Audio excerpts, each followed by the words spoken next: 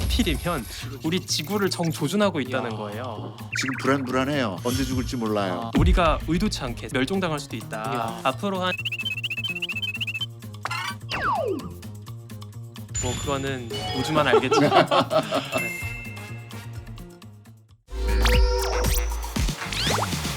우주를 향한 탈지구적 질문들 스페이스 스몰 토크 스스톡에 오신 것을 환영합니다. 2016년 2월 6일 오후 인도의 남동부 도시 타밀나두의 한 대학교 운동장에서 갑자기 굉장히 커다란 굉음이 발생했습니다. 소리를 듣고 놀란 사람들이 현장을 확인해 보니 주변 건물의 창문이 모두 깨져 있었고요.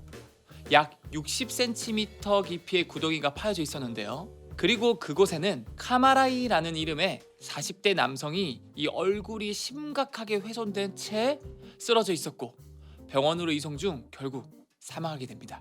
그런데 이 사건에 이상한 점이 있었습니다. 주변에 작은 돌 조각이 있을 뿐 구덩이가 만들어진 이유와 이 카마라이 씨가 사망한 이유를 전혀 찾을 수 없었는데요. 그러다 어느 날 조사 당국은 놀라운 결론에 다다르게 됩니다.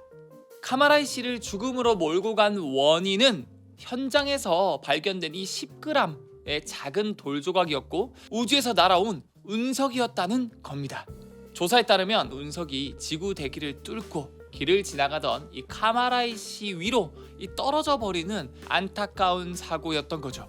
그렇다면 지금 우리는 과연 우주에서 시작된 재앙으로부터 과연 안전할까요? 당장 나에게도 벌어질 수 있지는 않을까?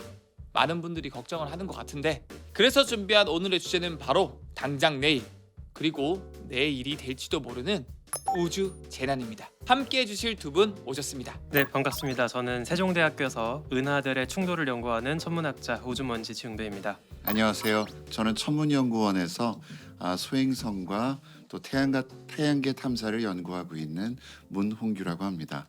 우주 재난이라고 하면은 어마어마한 우주급의 스케일에 인간이 절대 통제할 수 없는 재난 같아서 너무 공포스럽게 느껴지기도 하는데요. 대체 우주 재난이란 어떤 현상을 말하는 것이며 또 얼마나 위험한 것인지 먼저 알아보면 좋을 것 같습니다. 박사님, 이 우주 재난은 뭐라고 우리가 정의를 할 수 있을까요? 이거 우주에서 뭔가 일어났는데 네. 그게 우리 지구와 생태계와 우리 인간에게도 영향을 미칠 가능성이 있거나 이미 미치고 있는 그런 것들이죠.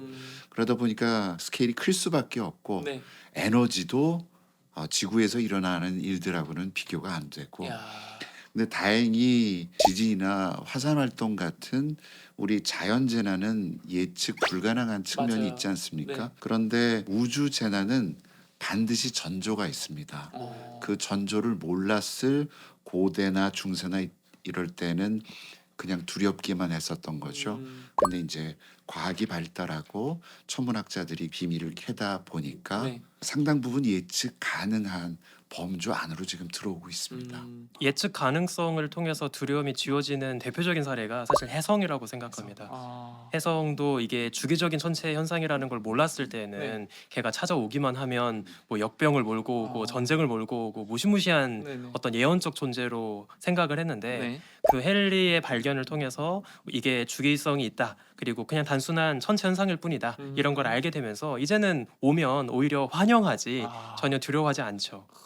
박사님, 그러면은 우주재난 말씀해 주셨으니까 분명히 하나의 종류만 있지는 않을 거란 말이죠. 제가 예전에 돈 룩업이라는 것도 봤고 또 이제 박사님 세대에 맞춰서 하면은 이제 아마겟돈 그런 거 보면은 우주재난 하면은 제일 기억이 나는 거 이제 소행성 충돌이 생각나지만 그것만 있을 것 같진 않거든요. 거리로 생각을 해보면은 소행성, 해성, 지구 충돌을 먼저 떠올릴 수 있을 것 같고요. 그다음에 우리의 엄마별인 태양에서 폭발이 일어나고 주로 표면에서 일어나는 일이지만 하여튼 거기서 무슨 일인가 일어나면은 네. 지구에 분명히 영향을 미치고 있죠. 지금도.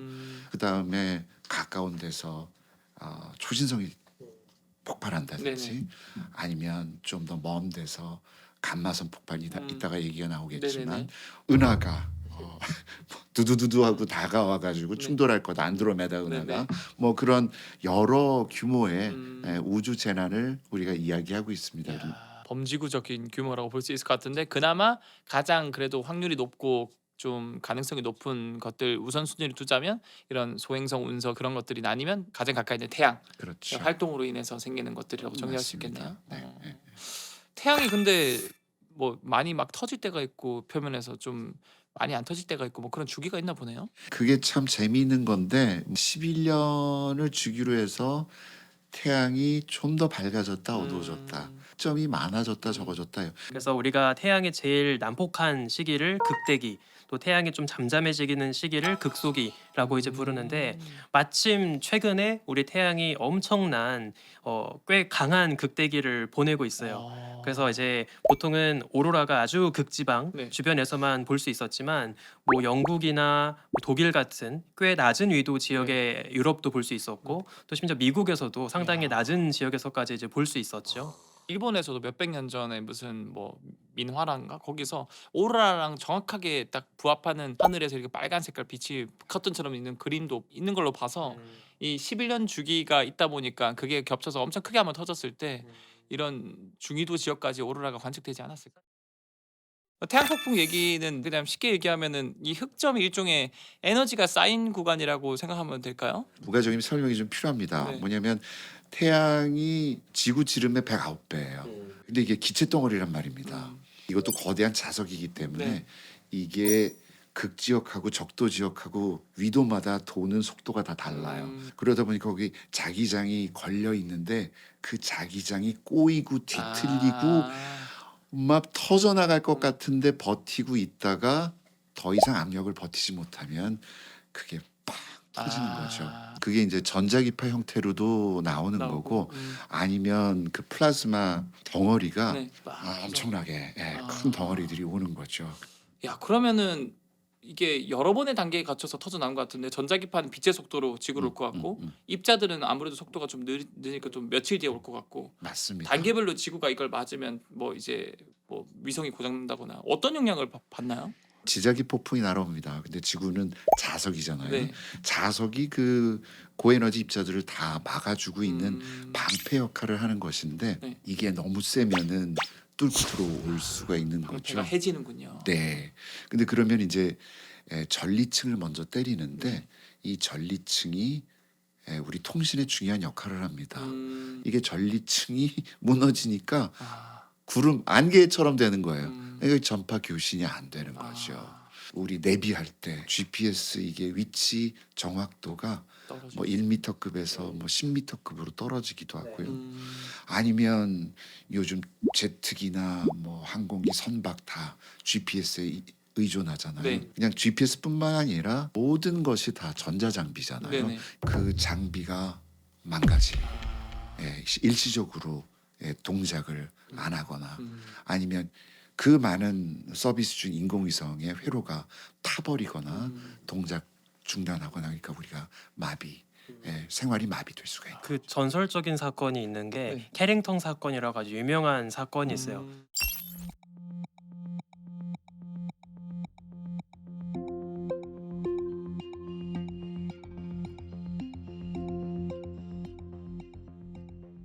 그때 당시에 엄청 큰 거의 X급의 플레어가 터졌고 네. 하필이면 그게 지구를 강타했는데 그래서 미국 LA 도심 지역이 이제 통째로 블랙아웃이 돼서 이야, 굉장히 유명한 사건이 있죠. 그리고 그때 당시에 지금처럼 뭐 영상 기록은 없긴 하지만 뭐 심지어 브라질 같은 남미 지역에서까지도 오로라 빛을 목격했다 이야. 이런 보고도 남아 있고요. 또 말씀해 주신 게 이런 지구 근접체 운석 소행성 충돌 이런 것도 말씀해 주셨는데 그 운석들이나 이런 소행성들 이런 것들이 갑자기 궤도를 틀어서 지구로 들어와서 맞게 되는 건가 그런 것도 궁금하거든요. 이게 그냥 얌전히 돌았으면 좋겠는데 네. 그렇지가 않습니다. 이제 저희는 근지구 소행성이라고 네네. 하는데요. 최근에 그 개수가 4만 개가 넘었어요. 그러니까 숫자가 저절로 늘어나는 게 아니라 관측 기술이 발달하다 보니까 발견 건수가 늘어나는 거죠. 엑소님이 질문하신 것처럼 왜 잘 돌 것 같은데 왜 그러냐 도대체. 네네. 근데 사실은 알고 보면 우리 태양계가 만들어지는 역사가 충돌의 역사였었어요. 네, 먼지와 가스 구름이 돌다가 그게 부딪혀서 조금 큰 조각이 만들어지고 큰 조각들이 원시 소행성이나 해성이었고 그래서 지구가 만들어진 역사가 충돌의 역사였었고요. 모든 행성들이 다 그렇게 만들어졌어요. 그 자연스러운 건데 만든 거는 맞습니다. 지금도 일어나고 있고요. 뭐 별똥별 떨어지면 뭐 소원을 빌기도 하고 그러는데 그런 별똥별 유성이라고 하죠. 매일 지구 대기에 수백 톤이 들어와요. 아까 말씀하신 뉴턴이 얘기한 중력적인 이유하고 네. 중력이 아닌 이유가 있습니다. 오. 네. 그래서 중력은 거리 제곱에 반비례하잖아요. 네. 그리고 무거우면 무거울수록 더 당겨지는 그쵸. 거고. 네. 근데 이게 이를테면 목성이나 토성이나 지구 같은 행성이 이렇게 공전하단 말이죠. 네. 근데 소행성이 그 주변을 스쳐가요. 근데 같은 방향으로 가면 이게 힘을 더 얻어요. 이 큰 형님한테 음. 힘을 더 얻어요. 그런데 이렇게 지나가다가 마주치면 아. 반대 방향으로 가면 궤도 에너지를 잃습니다. 그래서 궤도 에너지를 얻으면 더 큰 궤도로 나가게 되고 아니면 반대로 되고 이걸 이제 중력 섭동이라고 뭐 쉽게 설명드릴 수가 있고요. 네. 그게 이제 중력적인 힘입니다. 근데 중력 말고도 약간 제가 듣기로 궤도를 변경할 때 뭐 이제 다트 프로젝트나 이런 걸로 막 때리기도 하면서 네. 그렇지 말고 그냥 페인트를 터뜨려서 막 빛을 이용해서 뭐 궤도를 바꾼다 뭐 그런 것도 들은 것 같거든요. 네, 맞습니다. 이런 걸로도 뭐 궤도가 바뀌기도 하나요 실제로? 만약에 소행성처럼 작은 돌덩어리가 햇빛을 받으면 어떻게 될까? 그래서 생각한 게 야콥스키 효과인데요.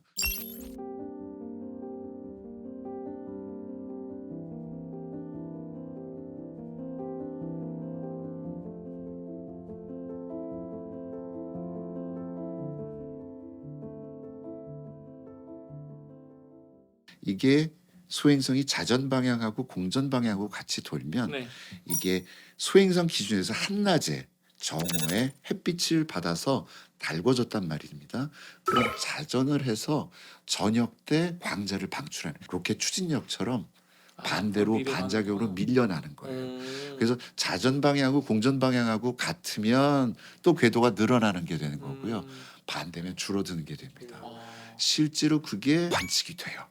정밀하게 계산을 해서 그 야콥스키 효과로 인해서 소행성 궤도가 변하는 게 점점 개수가 와. 늘어나고 있고요. 네. 그보다 더 작은 인공위성은 어떨까요? 당연히 일어납니다. 인공위성 궤도 유지하는데 야콥스키 효과가 굉장히 중요합니다. 실제로 인간이 이용한 사례도 있어요. 진짜요? 그래서 어떤 게 있냐면 케플러 우주망원경이 한창 이제 활동을 하다가 네. 그 자세를 제어하는 휠이 망가졌어요. 네. 근데 4개가 들어있는데 최소 3개가 살아 있어야 자세 제어를 할 수 있죠. 근데 2개가 망가진 거예요. 심지어 그때가 발사하고 얼마 안 됐을 때였거든요. 아. 그래서 버리기가 너무 아까우니까 네. 어떻게 하기로 했느냐. 그 우주망원경이 약간 태양광 패널이 있는데 각이 져 있거든요. 네. 그래서 그 각진 모서리를 정확하게 태양 쪽을 향하게 하자. 아. 그러면 오른쪽 패널, 왼쪽 패널에 불어오는 태양 그 압력을 맞추면 중심을 잡을 수 있는 거예요. 아, 이야. 그래서 태양빛을 3번째 휠로 쓴 거죠. 이야. 그러면은 이런 태양이나 소행성 이야기도 나눠봤는데 상대적으로 좀 발생 가능성이 낮긴 하지만 그럼에도 불구하고 지구가 겪었을 법한 이런 우주 재난 이야기들이 좀 있을 것 같거든요. 지금대 교수님께서 먼저 몇 가지 은하들의 충돌을 연구하고 계시니까 네. 뭐 은하 충돌이나 뭐 그런 것들 뭐가 있을까요? 말씀하신 것처럼 은하 충돌은 우리가 아주 먼 미래이긴 하지만 네. 예상은 해볼 수 있죠. 우리가 살고 있는 우리 은하가 있고 가장 가깝긴 하지만 250만 광년 거리에 떨어진 안드로메다 은하가 있고 두 은하가 서로의 중력에 이끌려서 초속 110km의 빠른 속도로 다가가는 이야. 중입니다. 네. 그래서 앞으로 한 70억 년 정도 지나면 네. 우리 은하랑 안드로메다 은하랑 하나로 합체를 해서 지금은 각자 소용돌이 치는 원반 은하를 하고 있지만 네. 그때가 되면 또 하나로 뭉쳐진 동그란 음. 타운 은하가 될 거예요. 네. 근데 그 시기가 되면 당연히 그 각 은하가 품고 있던 별들끼리 아주 복잡한 이야. 중력 상호작용을 할 것이기 음. 때문에 뭐 당연히 뭐 우리 태양계건 행성들이건 궤도는 많이 교란을 겪게 되겠죠. 이야. 물론 그때 시기가 70억 년쯤 지난 시기여서 사실 태양은 없을 거예요. 아, 그래서 이미 그렇겠네요. 그거 겹살 꺼서. 걱정하기 전에 네. 태양이 터지는 걸 먼저 걱정할 판이긴 음. 하지만 뭐 어디 잘 도망가서 살고 있다고 치더라도 꽤 격렬한 그 궤도 변화를 겪기는 하겠죠. 이야. 그 제가 알기로 은하당 몇 천억 개에서 몇 조 개의 별 또 뭐 행성이 있는 걸로 기억하는데 둘이 만나면 막 엄청나게 충돌을 하거나 뭐 그럴 가능성도 있어요? 아 이게 상당히 재미있는 질문인데 네. 한번 생각해봐요. 우리 은하의 지름은 10만 광년이에요. 10만 광년. 안드로메다도 비슷합니다. 네. 그러면 두 은하가 250만 광년 거리를 두고 있으니까 대충 생각하면 개별 은하 사이즈 대비 은하와 은하 사이 거리는 한 20배 정도 더 먼 거예요. 네네네. 그러니까 꽤 가까운 거죠. 은하 개별 생각보다구나. 사이즈 네. 치고는 은하와 은하들이 가깝게 붙어 있는 거예요. 음, 자, 그런데 별과 별 사이를 생각해 볼게요. 네. 우리 태양의 사이즈가 120만 킬로미터쯤 된다고 보면 우리 태양에서 가장 가까운 별까지의 거리가 4광년이잖아요. 네. 그러면 이거는 20배로는 커버가 안 되는 아. 압도적인 거리죠. 아. 그러니까 이 은하의 사이즈 대비 은하까지의 거리는 비교적 가까운 반면에 네. 별 사이 공간은 훨씬 밀도가 적고 네. 훨씬 텅 비어 있기 때문에 네. 설령 은하가 직접 부딪힌다 할지라도 네. 은하 안에 살고 있는 별들끼리 마치 부딪히는? 범퍼카처럼 부딪히는 음. 일은 거의 없을 거예요. 아. 이런 표현도 있어요. 복마단이라고 해서 서커스단 아, 네, 큰 텐트 안에 네네. 뭐 동물들 쇼도 하고 그네도 타고 네. 이런 거 있잖아요. 거기 코끼리 2마리가 돌아다니다가 부딪힐 확률은 더 높아요. 그게 이제 은한 거죠. 그렇죠. 근데 거기에 파리 2마리가 아. 비행을 하다가 서로 두 파리가 부딪힐 확률은 거의 없는 거죠. 이야. 이게 별 충돌이다. 네, 맞습니다. 네. 아주 적절한 비유네요. 혹시 그러면은 뭐 우리 은하랑 안드로메다는 아직 뭐 70억 년 남았으니까 다른 은하들끼리 충돌한 사례가 있나요? 너무나 많죠. 정확하게 제가 연구하고 있는 분야가 네. 충돌을 한창 격렬하게 하고 있는 커플 은하들을 보는 거거든요. 네. 그래서 뭐 개인적으로 하나 소개를 드리면 네. 제가 제일 좋아하는 은하가 하나 있습니다. 어떤 NGC4038, NGC4039라고 하는 두 네. 은하가 붙어서 네. 하트 모양을 하고 있거든요. 우와 그래서 예쁘겠다. 딱 커플 은하라는 타이틀에 걸맞는 모습을 하고 있는데 네. 이게 진짜 안타까운 게 하트 갤럭시가 공식적인 별명이 아니에요. 아. 옛날 사람들이 참 감수성이 부족해서 음. 이걸 보고 뭐라고 이름을 지었냐면 은하가 충돌하면서 하트도 만들었지만 양쪽으로 길게 조석고리를 남겼거든요. 네. 그게 약간 곤충 더듬이 같았나 네. 봐요. 그래서 안테나 갤럭시 더듬이 은하라고 부릅니다. 그냥 하트라 그러지 마요. 바퀴벌레가 생각나게. 네. 아 그러면 문홍규 박사님께서 생각하는 또 다른 뭐 이제 상대적으로 발생 가능성이 낮지만 우주 재난 후보가 또 뭐가 있을까요? 태양보다 훨씬 크고 무거운 별의 아. 종말. 네, 초신성 폭발이죠. 아. 일생을 이제 다 맞춰가는 별이 안에 수소 다 태우고 헬륨 태우고 탄소, 질소, 산소 태우고 그런 네. 이제 마지막에 이제 철이 남는데요. 네.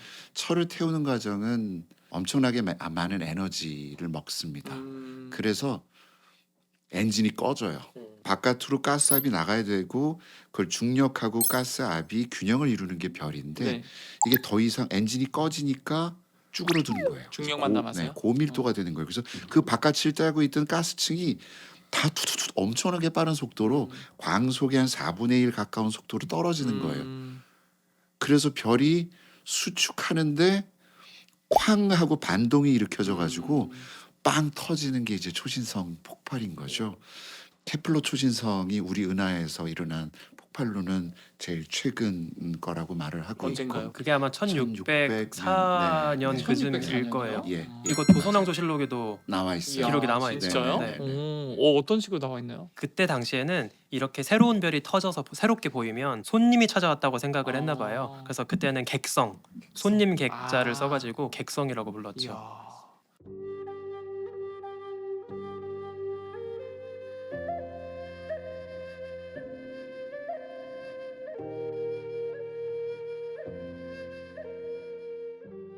그러면은 이런 초신성이 터지면 이게 또 우리 지구의 우주 재난으로 올 수 있다라는 얘기인가요? 별이 하나가 죽고 음. 장렬하게 전사하는 거니까요. 에너지가 뭐 태양 폭발보다는 비교가 안 되는데요. 다행히도 한 30광년 정도, 100광년보단 가까우면 우리한테 위험할 수 있어요. 위험하구나. 근데 그만큼 가까운 거리 안에 있는 별들 중에서 초신성이 될 후보는 없어요. 다행이네요. 네, 예를 들면 오리온절이 저 발 끝에 있는 베텔주스라는 게 지금 불안해요. 네. 네, 언제 죽을지 몰라요. 아. 그런데 600광년이 넘거든요. 아. 네, 그래서 다행이네요. 밤에도 환해질 것 같다고는 예측이 되는데 네. 지구에 영향을 미칠 정도는 아니에요. 다행히 강 건너 별 구경하면 됩니다. 네, 아, 맞아요. 재밌게 볼 수 있겠네요. 네. 또 한 가지 유형은 중성자별끼리 충돌하거나 중성자별하고 블랙홀이 충돌하거나 그럴 때 초신성 폭발 에너지의 뭐 100배, 1000배 그 정도의 에너지가 나오는데 그게 이제 감마선 폭발이고 이야. 이 감마선 폭발 관련해서 되게 재미있는 얘기가 하나 있어요. 네. 2008년 네이처에 아주 재미난 논문이 하나 올라오는데 정말 뜬금없는 별이 네. 지구를 정조준하고 있다. 어? 이 별이 우리 지구를 멸망에 이르게 할 수도 있다라는 글이 하나 올라오거든요. 이야. 이게 그 볼프레 104라고 WR104라고 하는 별인데 네. 이게 뭐냐면 무거운 별이 네. 막판에 이제 부들부들 거리면서 자기 외피를 벗겨내고 음. 죽어가는 별이에요. 네. 그리고 이 별이 이제 이렇게 다른 파트너와 함께 빙글빙글 돌고 있는 거죠. 근데 이 별이 이렇게 말씀하신 것처럼 아주 무거운 별이 충돌하고 죽어갈 때 자신의 회전축을 따라서 고에너지 감마선을 토해내게 아, 되거든요. 네. 근데 이 8,400광년 거리에 떨어진 이 별의 자전축이 하필이면 우리 지구를 정조준하고 있다는 이야. 거예요. 그래서 만약에 얘가 터져가지고 네. 감마선을 자기 정수리 쪽으로 토해내면 우리가 의도치 않게 생뚱맞은 그 별 때문에 멸종당할 수도 있다. 이야. 이제 이런 글이 올라온 적이 있었죠. 어쨌든 그런 우주적인 스케일은 우리가 그래도 뭐 몇만 년, 몇천 년 걸리니까 우리가 살아있는 동안에는 그런 일은 없겠죠. 뭐 그거는 우주만 알겠죠. 그렇게 알면서도 지금 감마선이 좀 오고 있을 수도 있겠죠. 우리가 아직 가지 못해서. 뭐 우리보다 안전한 거리에 있는 것들은 많이 터져요. 하루에도 몇 개씩 터져요. 왜냐면 감마선 우주망원경이 지금 동작 중인 게 2개가 떠 있거든요. 네. 네. 그러면 뭐 안전해도 되겠네요. 네. 네, 걱정하지 마세요. 알겠습니다. 편하게 넷플릭스 보면서 배달 음식 시켜 먹으면서 오늘은 또 잠을 청해보도록 하겠습니다. 네, 우주 재난에 대해서 계속 이야기를 듣다 보니까 인류는 그냥 이 바람 앞에 등불 같은 굉장히 초라한 존재라는 생각이 듭니다. 이런 우주 재난이 닥친다면은 얘기를 들어보니까 그냥 집에서 겸허하게 그 운명을 받아들여야 될 정도로 이 인간은 굉장히 나약한 존재구나라는 생각이 들었고요. 하지만 이 과학이 있는 한 우리는 마지막 순간까지 절대 포기하지 말아야 되겠죠. 인터스텔라에 또 이런 명대사가 있지 않습니까?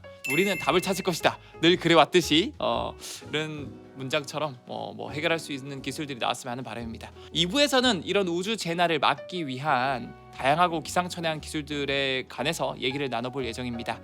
구독, 좋아요, 알림 설정 해주시고요. 2부에서 또 계속 만나 뵙길 기대하겠습니다. 지구 대기하고 꽝 하고 부딪혀가지고 건물 7,200채가 1,500명 정도가 이야, 우주로 못 나가는 상황이 올 수도 있겠네요. 네, 걱정 안 해도 돼요. 한국에는 지구 방위대 천문연이 있다라고 정리를 드릴 수 있을 것 같습니다.